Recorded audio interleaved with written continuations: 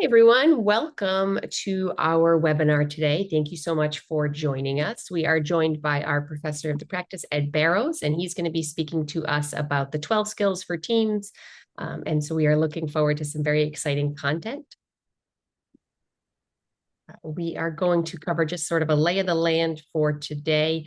We're going to dive into Ed's content for the bulk of the session, and then once he has finished up with his information, we are actually going to chat a little bit about some of our programs that we offer here at the School of Professional Studies, with a specific or a special highlight on our Masters of Organizational Leadership, which is incidentally the program that Ed is the program director for.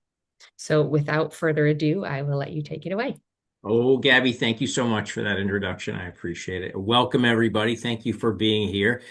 As Gabby pointed out, my name is Ed Barrows. For those of you who don't know me, I'm a professor of the practice of leadership here at Brown School of Professional Studies and also the academic director for our Master's of Science in Organizational Leadership online. And we'll talk more about that later. But I want to talk the bulk of today. It's something that hopefully will be helpful to you in this area of unifying teams and unifying direction on teams. So let me run through some of our content, give you a little bit of context why we do these here at Brown School of Professional Studies, and then dive into some of the content. And then what we'll do is we'll have a little bit of a Q&A at the end for folks that are interested. We typically record this, and you can find this recording as well as all the other recordings that we've done on our website, Lessons in Leadership here at Brown. So we've been around to the School of Professional Studies for a decade, actually 10 years. We just had our 10-year anniversary, and we have a variety of programs we'll tell you more about later. But I think the important thing to know is we have a lot of content you can take advantage of, even if you're not a degree-seeking student. We have all kinds of information in our Lessons in Leadership. All of the past videos that we've done that'll be similar to this one, you can find there in areas such as AI, healthcare, innovation, marketing, all kinds of interesting information. So you see a snapshot of what that looks like down below, and you can even see this event right there. So feel free to check back regularly and download things that'll be helpful for you and your team in the spirit of professional development.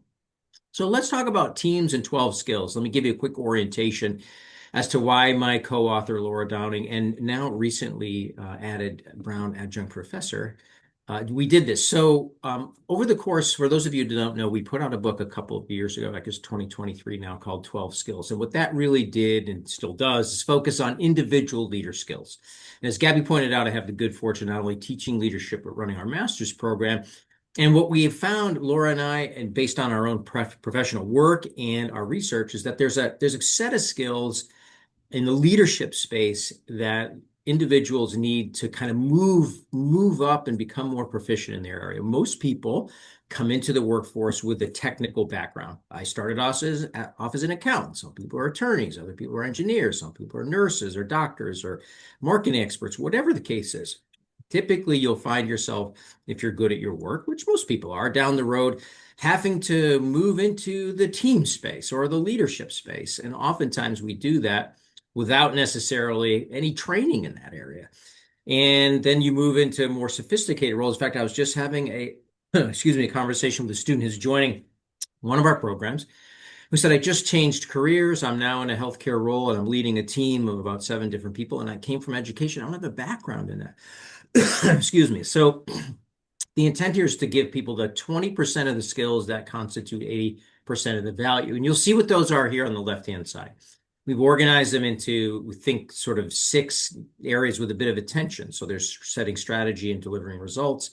There's building your communication skills, which help drive change. And there's, fostering and building talent, which empowers teams.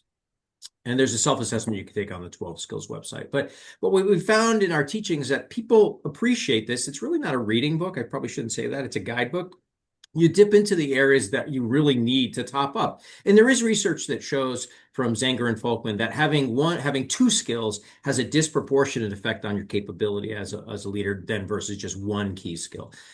We don't expect you to master all 12, but it's there if you want to use it. All the book you have to pay for, typically any book, but all the workbooks that go behind it are free on our website. You can just download those. And I encourage you, use them for yourself and also with your team, because they're great ways to develop your team skill.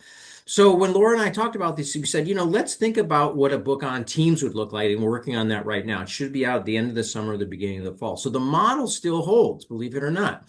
But instead of focusing on individual skills, we're looking at individual skills that impacts teams. When I teach here, and I think most of you on this call will probably find yourself on at least one, if not more, teams in the workplace. It's become so ubiquitous that we don't even think about being on a team. It's, I'm on my intact team, I'm on a global team, part of my team is distributed, I've got to be on this special project team. Oh, this is just a short-term group, committee I'm part of. Teams seem to be everywhere.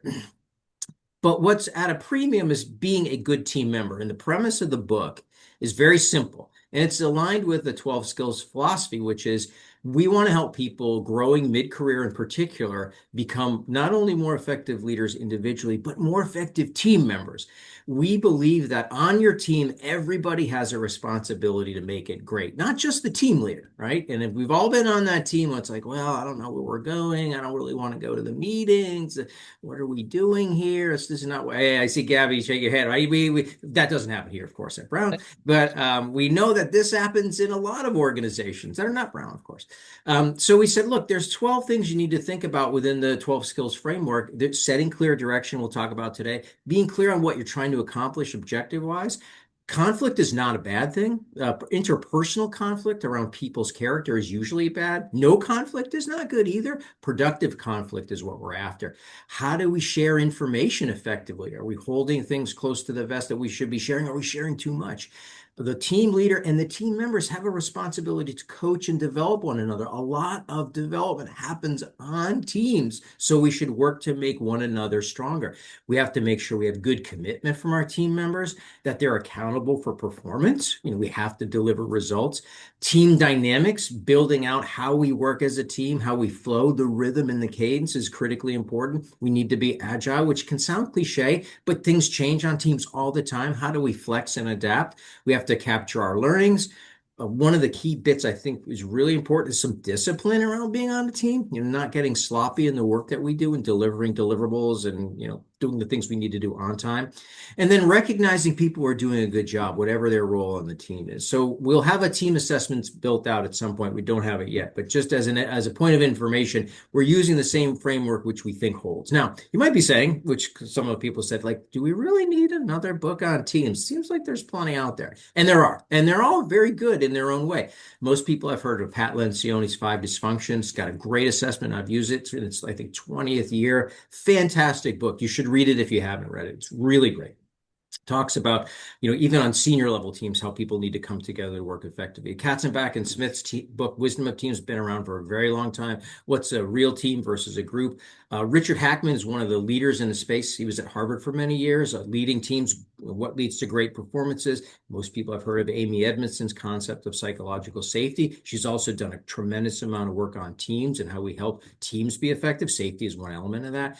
X Teams, Deb Ancona's work at MIT, how we drive teams to better innovation.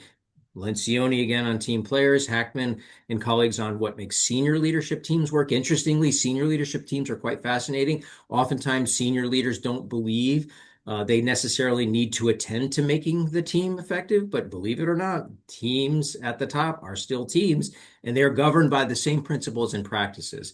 So senior leadership teams need to build those skills, those teaming skills as well. And then, we see some more recent work from Stanley McChrystal from the Army and, teams of teams. So we think about teams in lots of different ways, but our contribution is narrow. It's based on individual skills and their contribution to being a better team member. And when we look at getting along in the workplace, you're going to move ahead as a leader, not just based on your technical skills. Those become table stakes. It's your ability to get along with people, to get results, and to work at a higher, more sophisticated level. And that's what we want to talk about today. Now, since those books were published, we know more about teams, and that's some of the research that we've pulled and incorporated. A lot of our material does come from Harvard Business Publishing, or Harvard Business Impact, as it's called today. There's new rules for teamwork. These books, or these articles, and some related to books, were put out in the last couple of years. We understand analytically through some of McKinsey and BCG's work what makes for great teams. Pete Guerin and Sarah Nilsson I worked with when I was at Duke Corporate Education. They're at Bain now, and they did teamwork at the top. Great piece to look at as well. And then leading global teams. So again, we're still learning more and getting more precise on what it takes to run a good team. But at the end of the day, being on a great team is managing and working with and leading a group of people, sometimes as a leader, sometimes as colleagues. So that's the latest thinking we tried to incorporate into 12 skills for teams.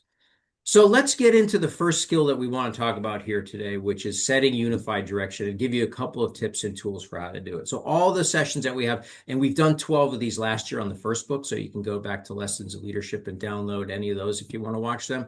The most popular one was absolutely not the most popular one I thought it would be. It's executive presence. I find that very fascinating. I thought it would be strategic thinking, but once again, the market has spoken. So what we want to talk about in this model, which if you go back to this model real quickly, just to give you a sense, we do see it progressing generally from strategy to communication, talent, teams, change, and results. We generally see that flow. You don't have to start there, but just so you understand how the book's organized. So we want to understand why direction is the foundation of effective teamwork. We want to land on that. We've got each of the chapters always has a mnemonic, a tease process, sort of to tease out the direction of the team that anyone can follow. Quite simplifies the underlying research that's been done.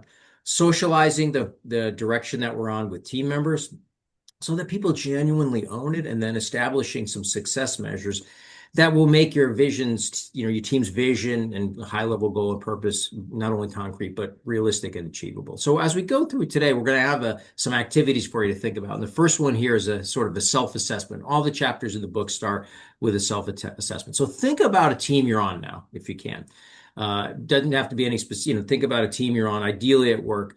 If you're not on one currently, try to think of a team that you're on before, and then give yourself this self-assessment here. And I'll ask you to put it in the chat. So ask yourself, does the team you're on have a clear understanding of what you're supposed to be doing? What your high level tasks are, and who's doing what to whom, what's the standard of performance that's expected? So 0 to 3 is the scale. Do all the team members agree on the vision of where you're going? It's not just a goal, but we're all bought into this future state of what the team success is going to look like. Do we engage openly with ongoing discussion about, are we on track with direction? Has it changed at all? If some of the requirements shifted, which is very common on teams. So are we checking in regularly on our direction? And then ultimately, do we have, at a very high level, the next skill is around specific objectives, but at a very high level, do we know what our objectives look like? So I think if we have the chat enabled, it would be great to see if we could do that, Gabby or Emma. What are people's ratings? If you feel brave enough to put your score in the chat, that would be helpful. I don't know if I can see you or not. Can we see people? You should be able to see. I don't see any messages yet. Okay. Well, I highly encourage you to put the messages in. Now I have everyone. So yes, give yourself a rating on a scale from 0 to 12.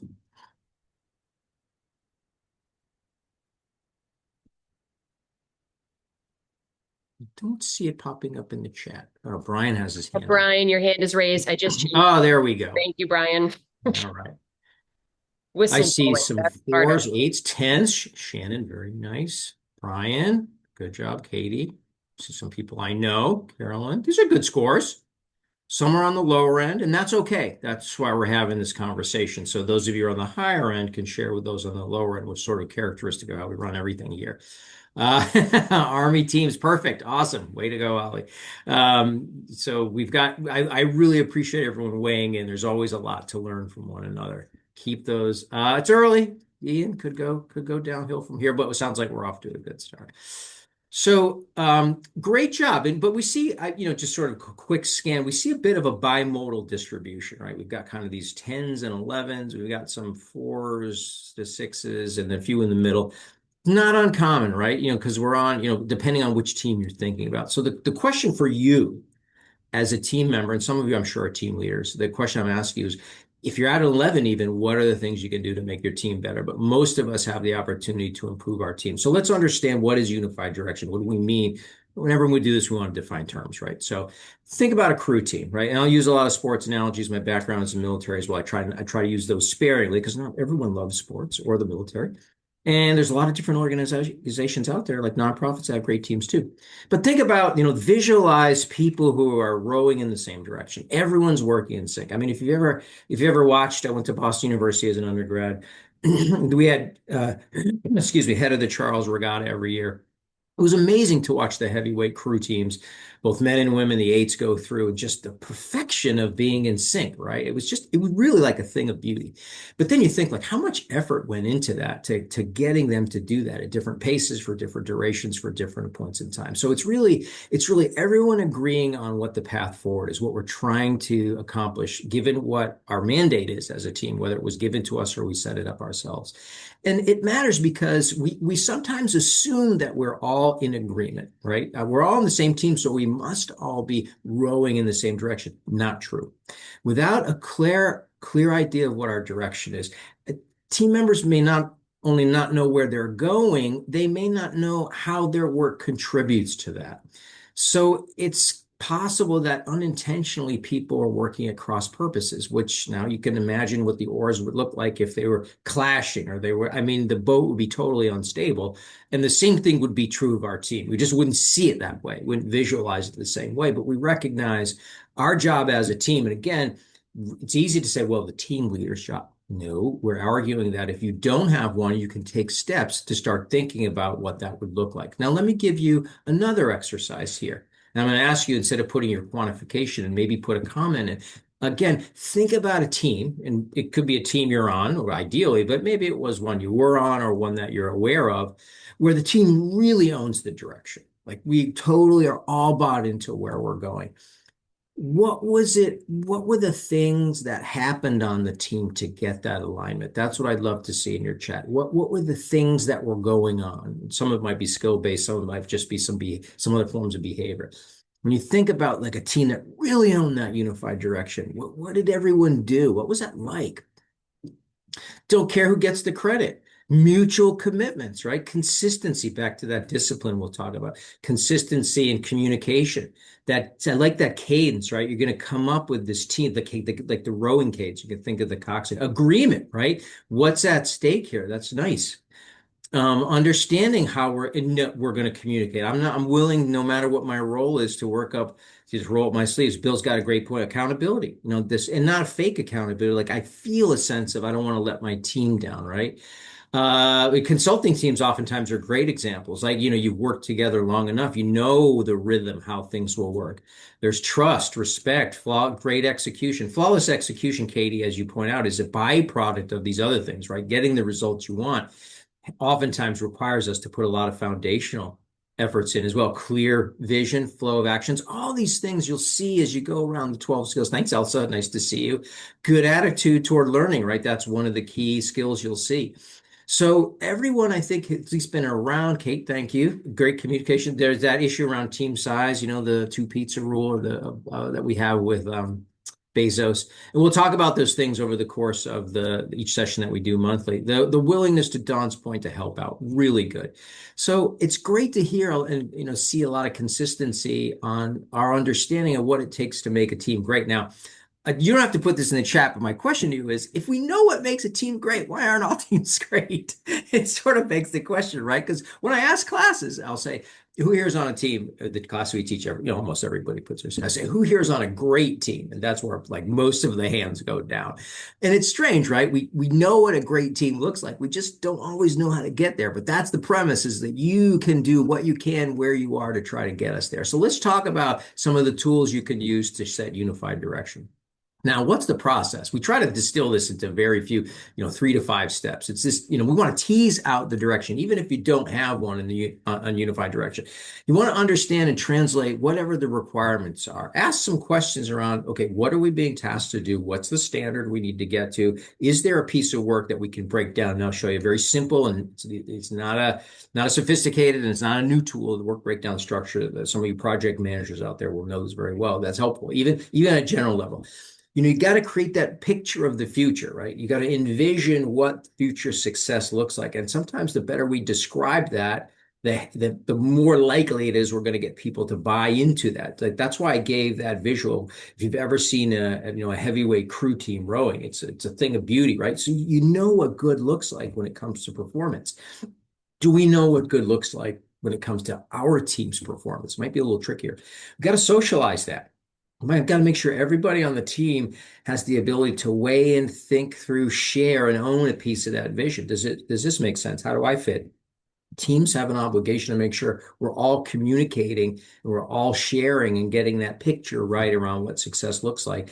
And then we've got to have a set of, I'm talking very high level outcome criteria, objectives and measures or performance targets, KPIs, whatever you term them, for your high level team. What does success look like at that high level? So we're going to walk through each of these, and I'm going to give you just a couple of things to think about. And again, as we go, feel free to put your thoughts in the chat.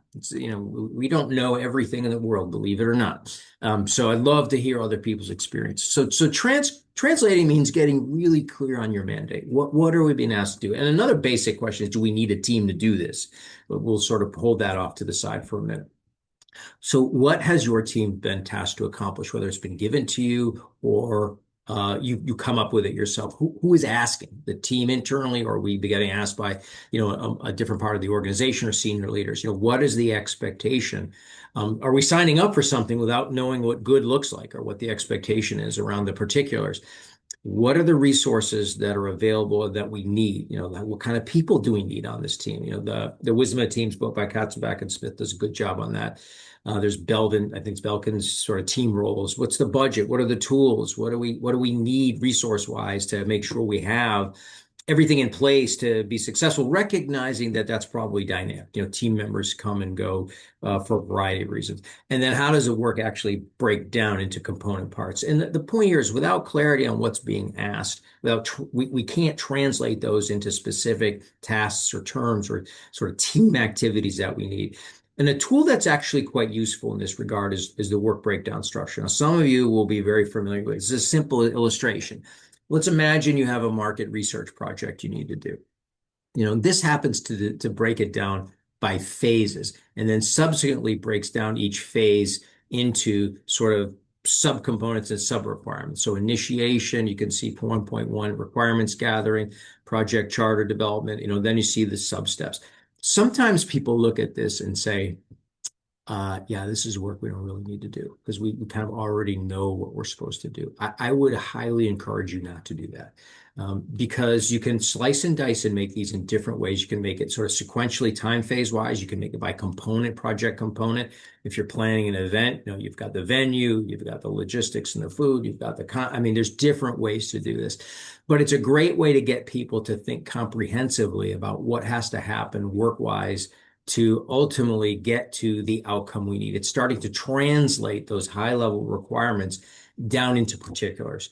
And this is that classic case of an ounce of prevention is worth a pound of cure. This is very hard and painful to do as you're going through the project, which I'm sure some of you have done, or you're working through your team. Now, even if you have an intact team that has ongoing work, usually the nature of work changes over time and roles change over time. So it's not a bad idea to sit down on a whiteboard or with some sticky notes in a room in your team and say, let's just distribute what we need to accomplish here at a high level. And then we can start thinking about who's going to do what to whom.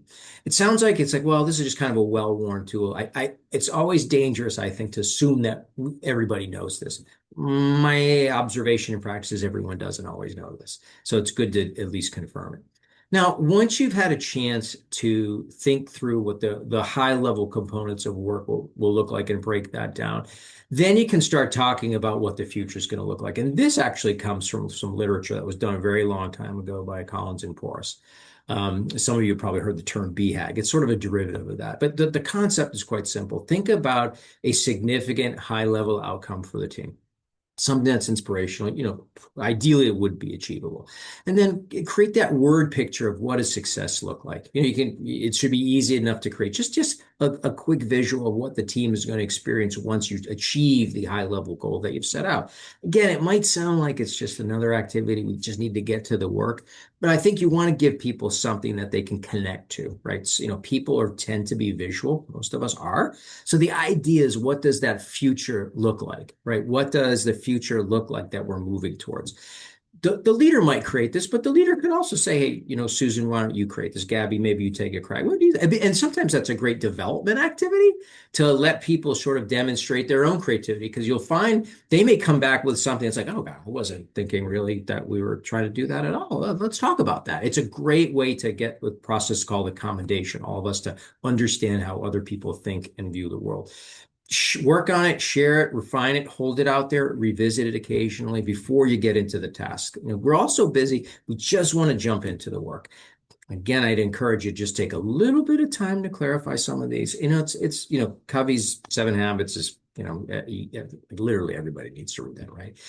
Begin with the end in mind. Like, get everybody clear on what it is we're doing and where we're going. But you want to have that shared picture of success on the team, so that people have the right level of meaning and motivation. I've worked with teams that are like, I don't know where we're going. I'm not even sure if it makes sense for me to be here. That's not a good use of people's time if that team shouldn't even be doing what it's doing. Create a quick vision statement. Again, these are easy enough to create. A vision, people sometimes worry a little too much about the wording and the statement. Just worry about what it is you're trying to accomplish. Long-term aspiration, desired future state, create that picture. Visions, I had this conversation with someone who I'm not going to name recently. I said, your organization would really be benefited by a vision. And the person looked at me and said, huh. And then I saw the person a few days later. I said, I thought you were right. We should have a vision. I asked someone what they thought my vision was, and they said X, which was very general. It was basically a goal.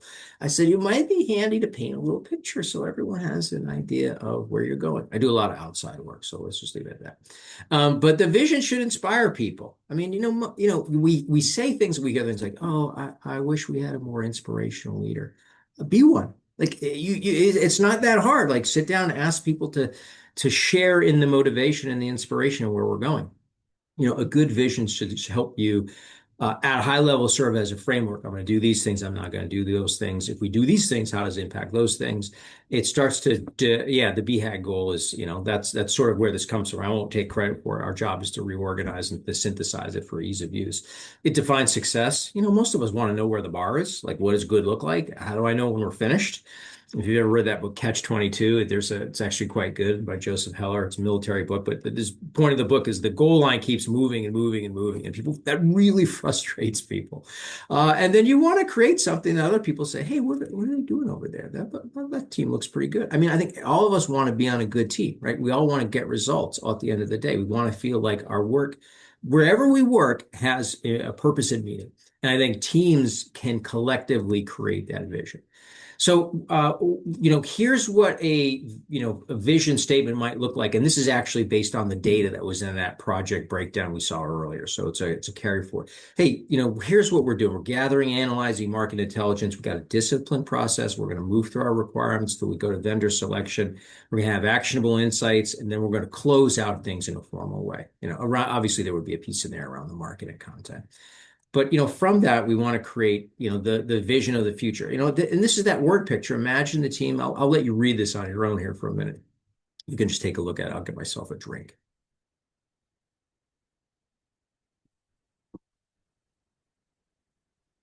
Are you reading it, Gabby? Okay. I was going to take a drink, but I'll read now. That's my job.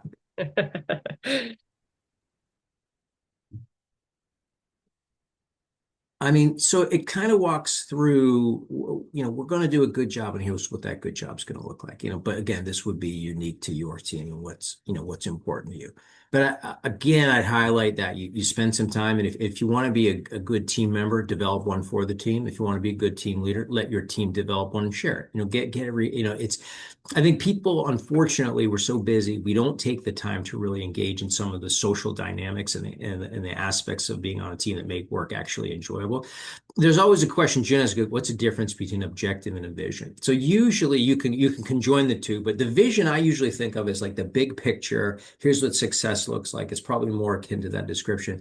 An objective is usually something that's very specific and measurable. We will write a 300-page report that analyzes 2 different markets and has an implementation plan. It's usually a very specific outcome associated with achievement of the vision.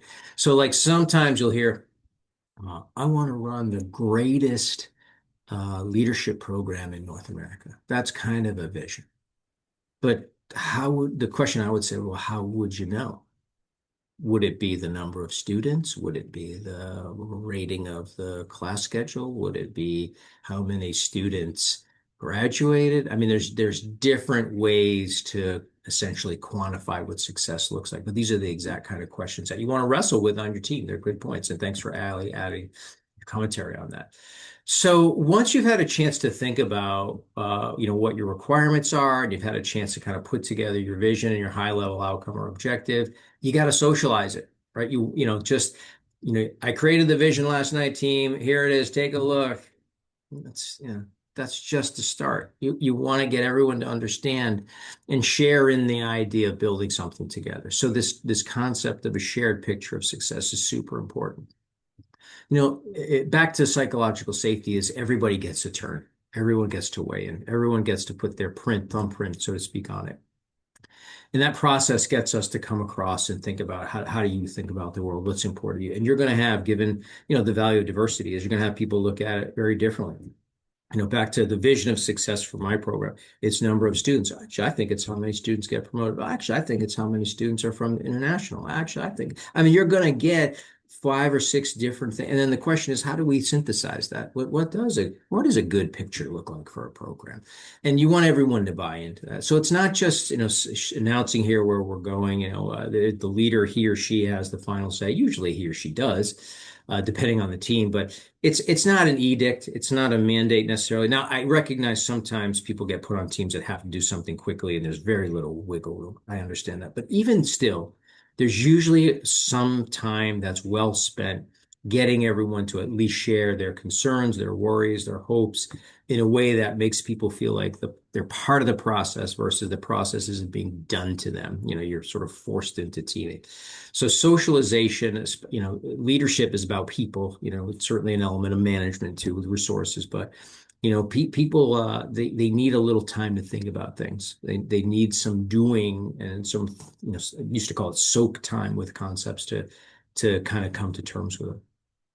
And then at the end of the day, we want to go into this mode of sort of establishing what results are going to look like at a high level. Okay, so we've got an overall translation of what we're doing. We see what the future looks like, the high level success, but now we want to get it down so that we all understand it. And we can break it down into some sort of real criteria for what success looks like at a high level. So back to my example, it's number of students, it's satisfaction level, it's graduation rate. There might be a few different things. There's going to be more when we get down into the individual courses, but the idea is, we want to take a balanced approach. Think about are they financial or customer or process or people or learning? What are innovation considerations that are important for our team work? There are ways to use as a gauge to test how well we're doing as we go, and obviously we want them linked to what our ultimate outcome and vision is. And then we want to test and stay connected to where we're going.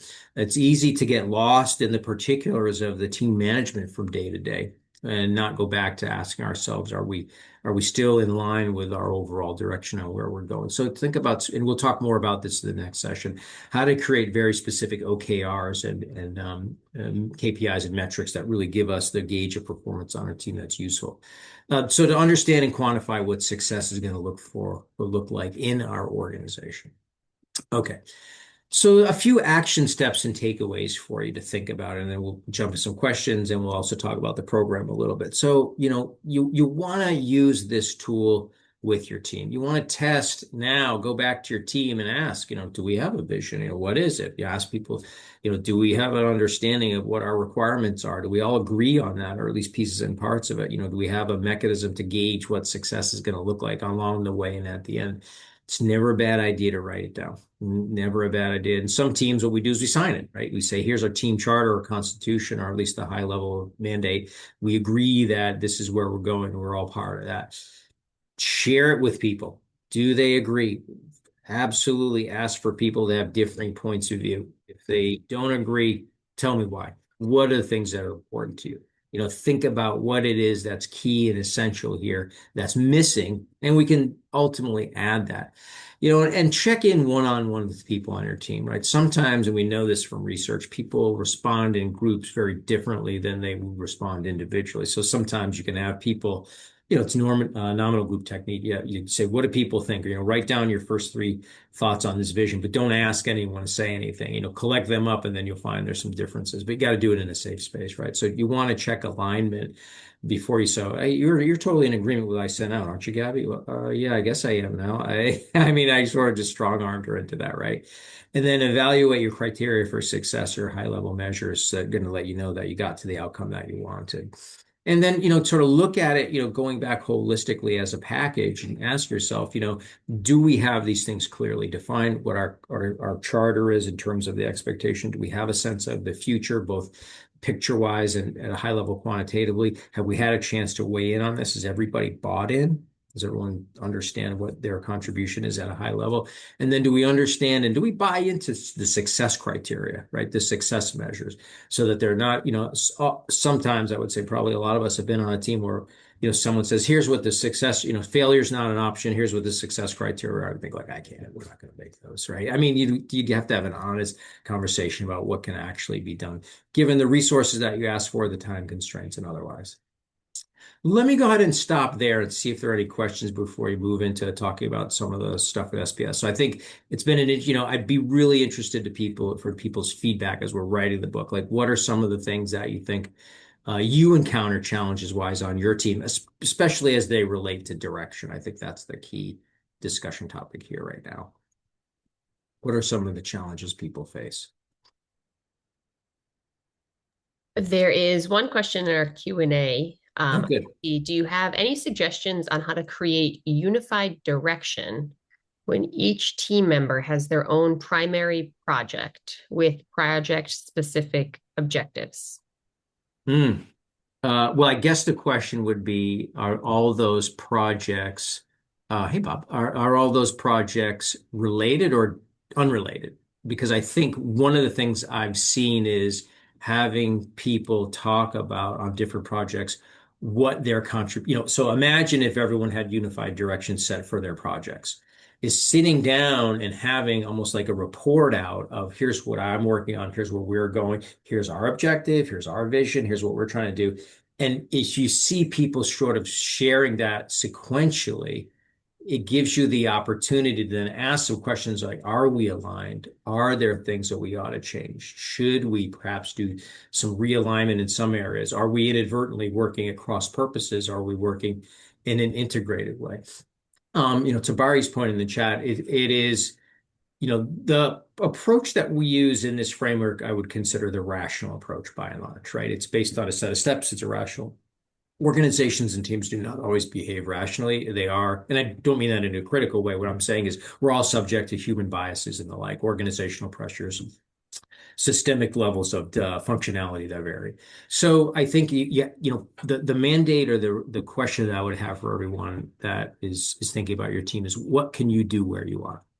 It's in all likelihood, if you got some really entrenched behaviors or ways of thinking, it's going to be a challenge to change those. Doesn't mean they won't change, but we have to be really thoughtful about how much change we can take on. I just had this conversation with with one of my classes last night for my Master of Technology Leadership course, and I had a student that we've been working on. She's in a large organization. Said, finally, after being here for so many years, I stood up and said, we got broken processes and people aren't brave enough to attack those processes. And she's just like, I just felt I was scared saying that, but it was received, but this took her a long time to get to that comfort level.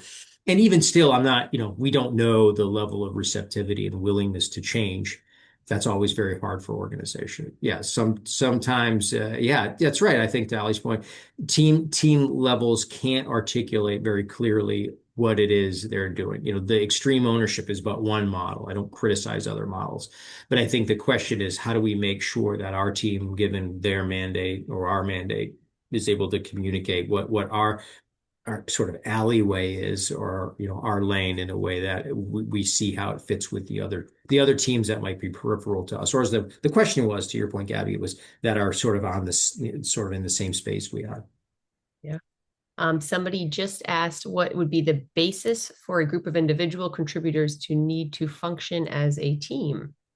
That's a great point. I mean, I guess I would have to know what the individual contributors' mandates are. Are there, teams are not the solution to every organizational challenge. So I don't want to hold out like the answer is to put a team together. I mean, I remember working in an organization where a manager said to me, no matter what the problem is, we always put a team together, and most of the time we don't even need one. And so I think it's a fair question before you do any teaming is this a problem a team needs to work on? We need certain levels of skills. We need high level of integration. It impacts an organization at a broader level. I think it depends on what each individual's mandate is, and if they're working within a functional area per se, or a sort of a customer facing activity, and asking, do we need to understand one another's work just for coordination purposes, or do we actually have to work together because we have complementary skills and a mandate that requires those skills be brought to bear on a specific challenge or problem the organization has? So I think it's somewhat contingent depending on what the nature of the mission or the activity is and the people's roles therein. Any other questions? Oh, we have three more. Okay. Oh, good. Can you speak more to incorporate cross-cultural understanding and gender equity in these models? Unfortunately, it is not intuitively apparent to many. That's right. So it's a good point. And one of the things that we cover in the team's dynamics is, and certainly within information sharing, is this aspect of understanding our team and our colleagues, right? Culture, as we know from the Globe work that's been done for years, and Hofstede's work prior to that, cultures geographically vary significantly. And what we need to try to do is understand what cultural differences are, what lived experiences look like on a team, right? Teams won't function well without that. That includes differences that are around demographics or individual characteristics as well. So I think the higher performing teams have a responsibility, every team member does, to be respectful and mindful as part of our team process, which really happens within the team dynamics area, although it really kind of permeates all these aspects. I mean, it's somewhat artificially distinguished just for purposes of illustrating key content. But I think we have to be thoughtful about making time in our team to understand the backgrounds of team members, the lived experiences they've had, the perspectives that they bring. I know we have a part, I think it's in conflict, where we talk about some of Fran Gino's work on sitting down right up front and trying to understand what it is each team member brings to the table, what sort of perspectives they have. I find it very hard to understand how a team would be successful without that. But it's a great question. Yeah. How do you best bring it together clearly when you have sub teams in your unit that have different responsibilities and you want them to work in concert, though not absolutely everything connects? I think a lot of these are kind of similar, right? In this idea of Yeah. individual contributors and how do you bring people together? You're almost looking at it in kind of this network, sort of think about it like a network diagram, right? We're all working on things. The criticism we see in organizations today generally, and everyone's organization is different. So I'm not laying this on any one particular organization, is we oftentimes are sub-optimized and still work in silos. And in some silos, they start developing their own culture, right? I mean, these subcultures. The one, boundary spanning and working across the organization are ways to try to get past that. And that's a lot of academic speak for saying we need to have transparency and some visibility on what we're all doing and how it fits together. That's kind of the role of integration in organizations. Um, so so regardless of what the structure of an organization is, like, and sometimes we overemphasize in our own thinking. I'm over here, and Gabby works actually in a different part of the organization than I do. But so I'd have to like go up to Gabby, my boss, then over to Gabby's boss, and then down. I mean, it's okay to gain an understanding of what is your team working on. Here's what I'm working on. It's better when leaders or team, sort of facilitate that dialogue. But it's really figuring out how to have improved communication and transparency. Now, that's not always easy to do in every organization. If you're distributed, you're working globally, it's, working different time zones, that can be harder. You have to work extra hard to do that. But I think that the question in any organization that's working in a distributed way is where the integration points. How are you managing the connection and the communication across those points in a way that there's clarity around what people are working on? Otherwise, you work cross purposes, you have duplicative effort, or you have gaps where there's no effort. Great. I have two questions that I'm going to combine. Sure. They're both kind of Yeah. looking at the um, different levels that people on a team might be at, and so how Mm. we get our entry level colleagues as invested in a project as, say, our mid-level. How do we get them to have that buy-in for that vision when everyone's sort of at different points in their career and potentially different career trajectories? Absolutely. Yeah. I mean, we've got five different generations in the workforce now, right? So people are, it goes back to the question on, people's backgrounds and demographic. I mean, you have to figure out what people's interests are. Not everyone is going to be the ideal team member, right? There are some people that just, no matter how hard you work with them, they may or may not want to be on the team. Some of us probably recognize, like, I've been in many meetings where it's like, why are you here, Gabby? I was told to be here. Gabby wasn't told to be here, but I've had that. It's like, okay, well, I need to understand where you're coming from, and try to do some level setting. And I think one of the challenges can be on teams, the hierarchical power differences, right? I'm a new person. I don't want to say anything in the face of a more senior person. I think that is where the psychological safety comes in making everyone, doing some of the team dynamic work to get people, like even this thing called the vision, or the vivid description of getting people to share where they're coming from and their perspective, so that we can try to help people understand not only what we're doing together. Everyone has a specific role. We'll talk more about that when we get to accountability on the team. That's unique, doesn't matter what your role is, and has a level of healthy respect and appreciation for the different perspectives people have. Some people do that naturally. Other people, it might take some work to get them to feel that way. Because, I was in the chat earlier, we bring a lot of biases into the workplace. We're not aware of them, self-included. It can be good to have some time to work with your team to share. We do an exercise here in all my classes called the River of Life, or the Path of Life, where people get to share their backstory.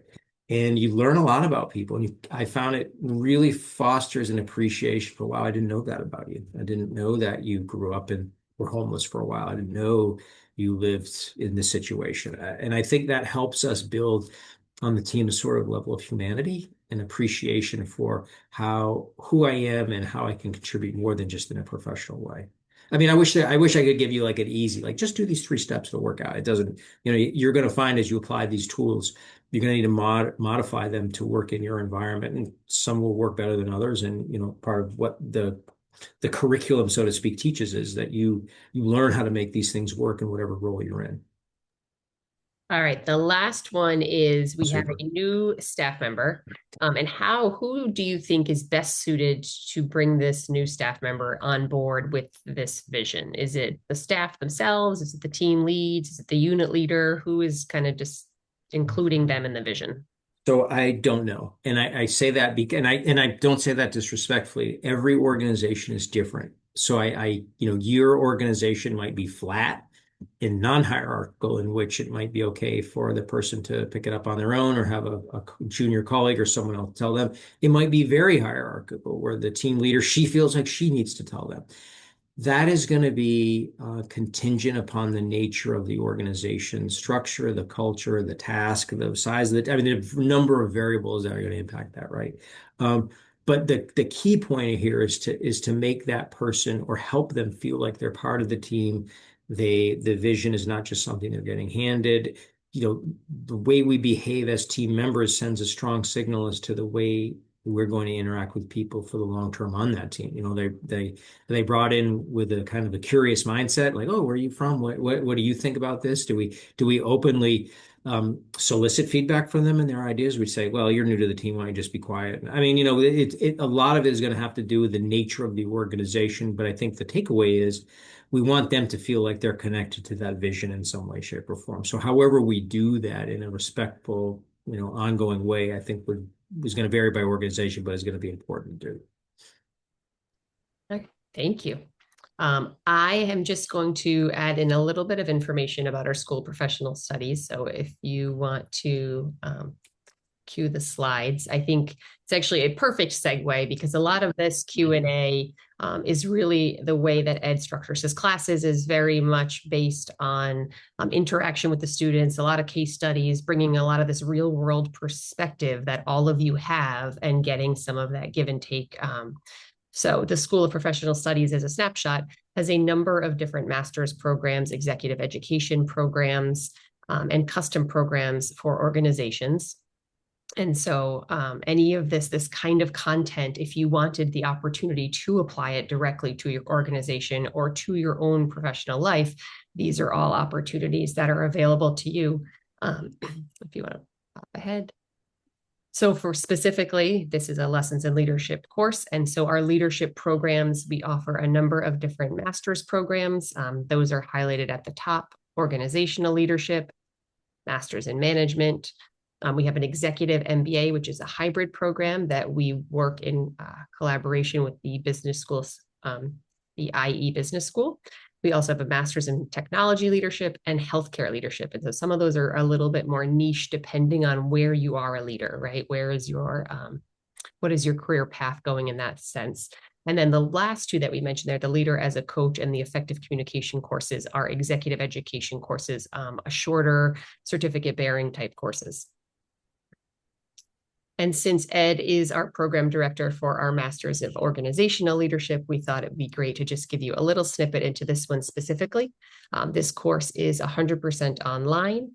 You have weekly optional synchronous sessions. So we really, the goal of the majority of the programs, or the goal of really all of the programs at the School of Professional Studies, is to make them accessible for working professionals. And so this is one of those courses, really being able to apply that Brown ideology directly to your organization in real time is what the goal of these courses is, and which is why we created these online courses that have the primarily asynchronous, but those synchronous sessions, I love that we add them in because it really is invaluable to have that opportunity to have Ed on the screen with you and ask these kinds of questions.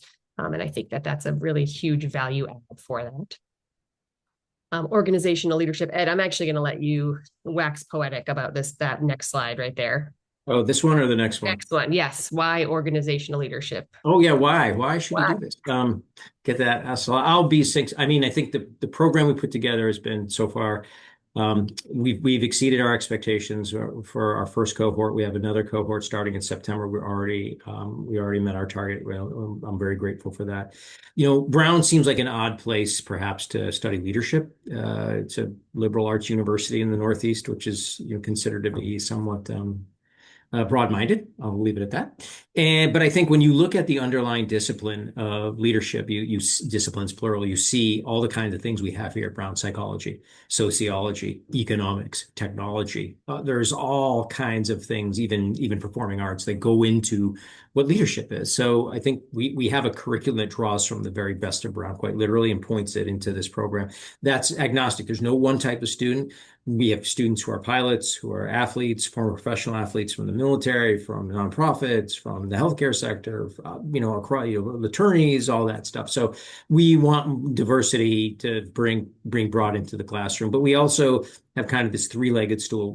It's very grounded in academics and research. So we pull up the actual papers, you read them, you work on them. It's applied. So we want you to go back to your working environment and do these things. And then we also want to do a healthy bit of reflection on you and your life and how you think about yourself as a leader. It's an online format. It's reasonably priced for an Ivy League degree, you'll find. You can access it anywhere from around the world at any point in time. We have a synchronous session once a week. You don't have to go, but you can. It's recorded. You do have to watch it, but you don't have to be there. So it's, if you're, we have people in Australia in the class and the UK. We've really handpicked faculty. If you look at my LinkedIn profile, I'm putting up over the next several weeks the snippets from inside the classroom, the videos that we created that have our faculty. Christina Divgard was last week. I put mine up today. You'll get to see the faculty, but I picked the faculty with my colleagues. They're great. And then it's for anyone who really wants to advance in their career, whatever their role is. It's anything that you do. Our job is to help you learn leadership, apply it in a way that works for you in your setting for the benefit of you and your career. That's it in a nutshell. I'm happy to take any other questions. Thank you for that, Gabby. I appreciate that. Yes, of course. Elsa, good seeing you. Yes. I popped in the chat a couple links. One of them is to the Masters of Organizational Leadership at Large. I put in Ed's LinkedIn as he gave a little plug for that, as well as an advising link. So I work with a team of individuals, and our primary job is to answer questions about the myriad of programs that we have here at the School of Professional Studies. And we offer one-on-one advising sessions. So if you're even thinking like, I don't know, I want to know more about this program, what does the application look like? You're happy. We would welcome your questions and anything that we can help with. Yeah, just reach out to us. We have email. We're happy to get back to you. LinkedIn's a good way. All right. Gabby, anything else from your end? No, I think we did it. Excellent. Thank you again for everyone who joined us at this session. We look forward to hopefully you can join us at the very next one. And again, anything that we can help with, please don't hesitate to reach back out. Thanks, everybody. Have a great rest of your day wherever you are. Thanks, Gabby.